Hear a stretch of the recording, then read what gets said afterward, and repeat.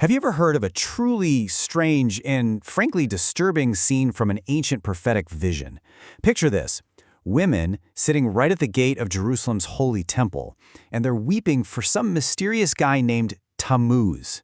So, who was he? And why was this ritual considered such a terrible thing?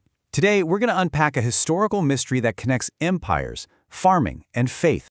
This one line comes from the book of Ezekiel, written around 592 BC, and it just paints this wild picture. I mean, can you imagine? The prophet is being shown the spiritual heart of his nation in a vision, and what does he find? This pagan mourning ritual happening right at the front door? It's a shocking clash of worlds, and you just have to ask, what on earth is going on here?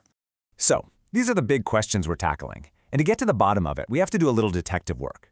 We've got to trace this name, Tammuz, all the way back to its ancient roots, follow its journey across the desert, and then come back to this crazy moment in Jerusalem to really get why it was so explosive.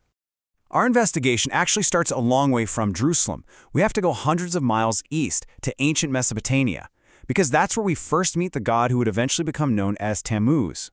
So before he was Thomas, he was called Dumuzi by the Sumerians. The name means faithful son. Now, what's really important to get about him is what he was the god of. He wasn't some god of war or lightning. No, his whole deal was the earth. He was tied to shepherds, the fertility of the crops, and the rhythm of the seasons. For these ancient people, he was basically the divine force that kept them alive. And the myth that goes along with him is a real drama. So Dumuzi, who represents all things green and growing, is tragically captured and dragged down into the underworld. When he's gone, the brutal summer heat comes and just withers everything. But the story doesn't stop there. His powerful partner, the goddess Inanna, manages to secure his return, and when he comes back, so does the life-giving renewal of spring. And this just perfectly shows why this myth was so incredibly important to them. It was way more than just a story. It was like the operating system for their entire world.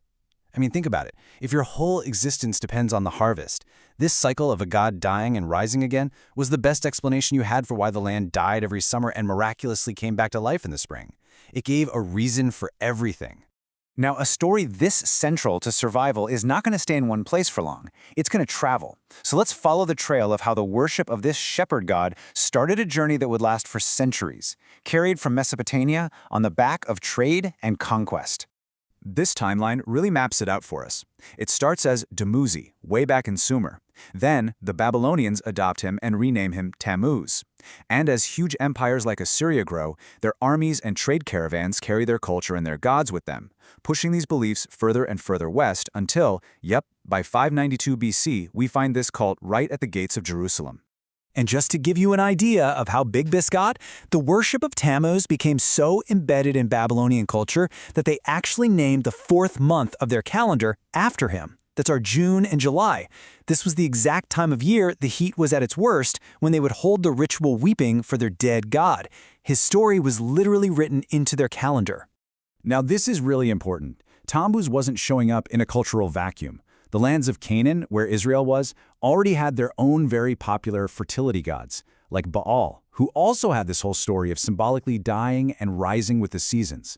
So what this tells us is there was this shared pattern all across the ancient Near East, a world filled with stories trying to explain that same basic cycle of life and death in their fields.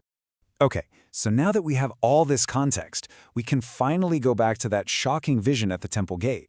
And now we can understand not just what those women were doing, but why it was seen as such a massive betrayal. Let's just reset the scene. We have to remember where Ezekiel is when he sees all this. He is not physically in Jerusalem. He's a captive hundreds of miles away in Babylon, the very heartland of Tammuz worship. And in this vision, God is giving him a kind of spiritual tour, showing him all the secret corruption happening back home in the holiest place he knows. So when Ezekiel sees this, he knows exactly what's going on. These women are performing a popular foreign ritual. They are mourning the symbolic death of a Babylonian god of agriculture, taking part in a pagan myth at the very threshold of the house of the God of Israel. It's a breathtaking act of spiritual unfaithfulness. And the vision just gets worse from there. The weeping for Tammuz wasn't some one-off thing. It was just one stop on a tour of escalating abominations. Ezekiel sees elders secretly worshiping disgusting idols, and then he sees men literally turning their backs on God's temple to worship the sun. The weeping women were part of a complete and total spiritual meltdown. And this is the absolute key to the whole thing. The problem wasn't the mourning itself. Grief is a human emotion. The abomination was the object of that grief. At a time of intense national crisis, when they should have been mourning their own unfaithfulness to God, they were instead busy with a trendy, foreign ritual for a mythological god. They had replaced repentance with idolatry. So this vision wasn't just a critique. It was a diagnosis of a fatal disease, and it came with a terrible prognosis. All that spiritual corruption Ezekiel saw was about to have devastating consequences in the real world. And sure enough, just 6 years after Ezekiel's vision, in 586 BC, the prophecy came true. The Babylonian army, from the very same land that gave them the cult of Tammuz, sacked Jerusalem and burned the temple to the ground. The vision was the final warning, and it was ignored. And so, this ancient story leaves us with a question that feels, well, pretty timeless. The weeping for Tammuz was more than just a strange ritual. It was a symbol of a community that had totally lost its spiritual center.